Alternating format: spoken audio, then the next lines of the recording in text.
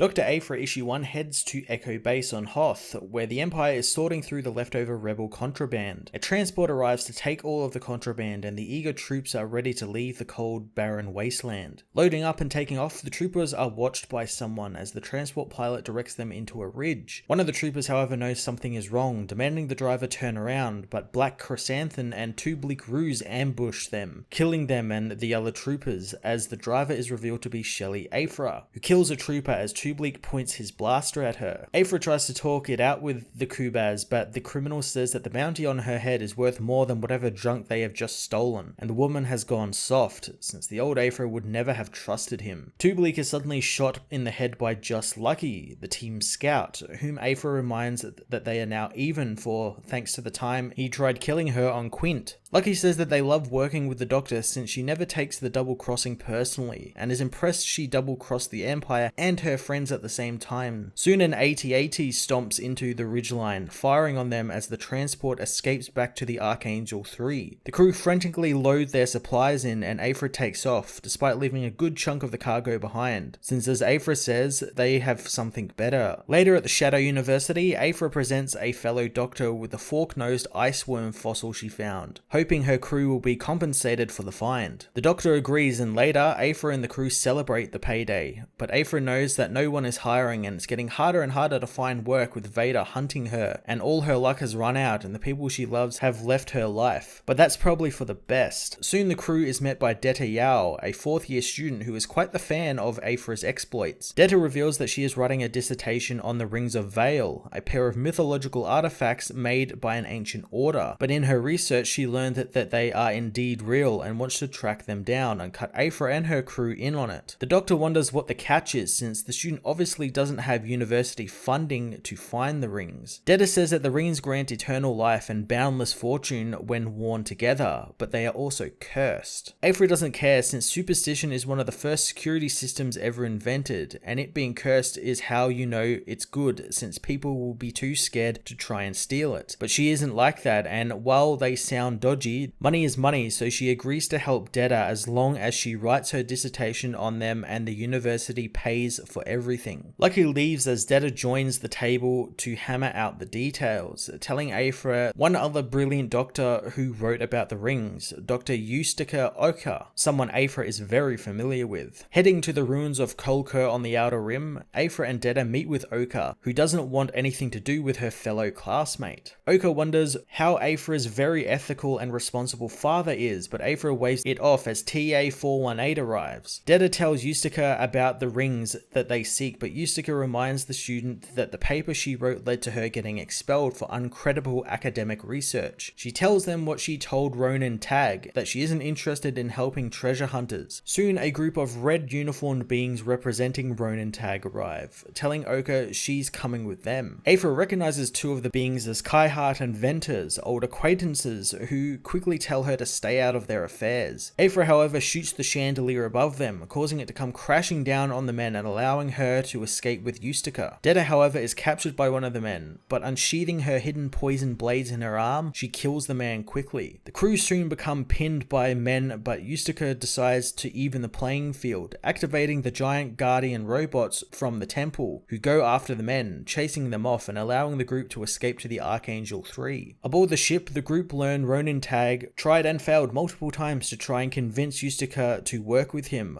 but now he's getting insistent. Aphra knows that the Tagges are one of the Empire's wealthiest families, and Ronen is a spoiled rich boy who always has gotten what he wants thanks to his aunt Dominia. Just Lucky knows that he eventually gets tired of his playthings and kills them for fun, which is why Aphra has never worked with him, wondering how Ustica got involved with him, but the woman says that she never worked with him, and now thanks to him, she can't return to the ruins, meaning years of research have been lost to her. Detta begins praising the professor's work, impressing Aphra with how good she is at it, as she tells Oka that if she finds the rings, the Shadow University will reinstate her credentials and she'll get sole credit on the find. Ustica takes the deal and gets to work, saying every legend of the rings mentions a haunted city made out of living stone and an ancient order dedicated to guarding the rings. Before the university expelled her, she discovered records of the planet Dianth, which according to legend was entirely cursed by the rings, with explorers returning from the planet insane, having seen, hear and done unspeakable things. things while there. Aphra doesn't believe any of this since there's always a rational explanation for it, like when her father thought that they were fighting a Jedi's ghost, but really it was just a computer that thought it was a Jedi. Detta tries to explain, but Aphra says that in her experience, real people are more dangerous than the made-up space magic. As she leaves to set a course for the haunted planet, Lucky tells Detta that Aphra is right and Ronen is the real threat out there. Ronen Tagge, meanwhile, is given a priceless Beskar statue and a painting, both of which he finds exquisite, but he brought the two art masters who commissioned them there for a question: which art piece is superior? The two masters say the other's work is better than the other, and as they argue, Tagge's men arrive, telling him that Ochre escaped with the help of Shelley Aphra. Ronen isn't happy hearing that name, saying that he's decided which art is better, putting both in a chamber as he says that owning something so priceless gives him a rush, but being the last person to ever touch it is even better. He presses a button and both art pieces are immediately disintegrated, never to be seen again. He tells his men to find Ochre and follow her to the rings, ordering the men to disperse the fleet he has at his disposal, as he knows that he and Aphra will both have an old debt to settle. Dr. Aphra Issue 1 both begun a new era for the relic hunting part-time doctor and continued building off the wonderful previous series in fun and new ways, refocusing completely on the treasure hunting for a university premise and saddling Aphra with a cool new crew. I very much enjoyed the introduction of her new crew. They all seem very capable and interesting in their own ways, so I look forward to getting to know them more over the course of this first arc. I also really enjoyed how the Tagge family have really become like this big huge villain, not just for Aphra in her books, but also some of the other Star Wars books as well, since they've appeared in many books, including the main ongoing. I'm really excited to finally get more adventures of Aphra, and I'm looking forward to where her missions take us. I'm going to give this issue a 9 out of 10.